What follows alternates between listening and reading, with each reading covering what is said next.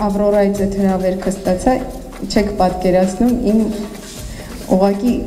ուրախությունը ու անսպասելիությունը, որ ինքս ես մտածում էի 1 տարի առաջ դրա մասին, բայց երազանք էր, անիրականալի երազանք էր թվում, մի անգամից եմ ասել այո, առանց մտածելու։ Բարի գործ անելու համար հաստատ նուբա պետք չի ասնել։ Մեր տանը, մեր բակում, մեր քաղաքում, մեր գյուղում շատ տեղեր կա ծառայելու։ Նման առաքելությունները չեն ավարտվում։ Սկիզբ ունեն, բայց շարունակական պետք է լինեն։